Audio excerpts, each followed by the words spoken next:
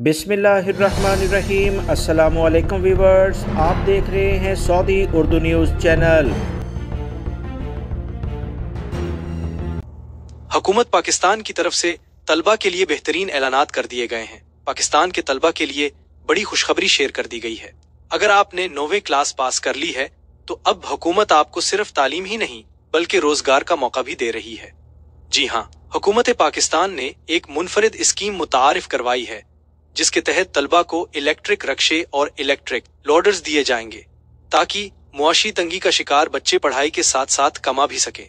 ये स्कीम सिर्फ टॉपर्स के लिए नहीं है बल्कि हर वो स्टूडेंट जिसने नाहम यानी 9 क्लास पास की है अप्लाई कर सकता है। 81% या उससे ज्यादा नंबर लेने वाले तलबा को इलेक्ट्रिक लोडर्स मिलेंगे। बाकी पास होने वाले तलबा को इलेक्ट्रिक रक्शे दिए जाएंगे। मकसद ये है कि हर बच्चा चाहे औसत नंबर लाए या टॉप करे, सबको बराबर का मौका मिले। इन रक्षों और लोडर्स के जरिए तलबा 30 से 60 हजार रुपए माहाना कमा सकते हैं। ये गाड़ियां बिजली पर चलती हैं, इसलिए पेट्रोल की बचत, माहौल दोस्त और रोजगार का बेहतरीन जरिया है। इस स्कीम के लिए अप्लाई करने का तरीका बहुत आसान है। सरकारी वेबसाइट पर जाकर ऑनलाइन फॉर्म भरना होगा।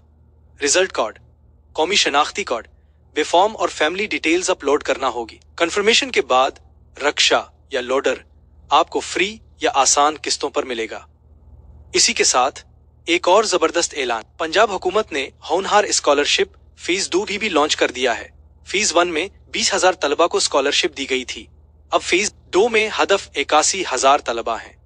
इस बार सिर्फ यूनिवर्सिटी तलबा नहीं बल्कि कॉलेजेस, टेक्निकल इंस्टीट्यूट्स और DAE प्रोग्राम्स के तलबा भी शामिल हैं। हर तालिब इल्म को माहाना 10,000 रुपए वजीफा भी मिलेगा।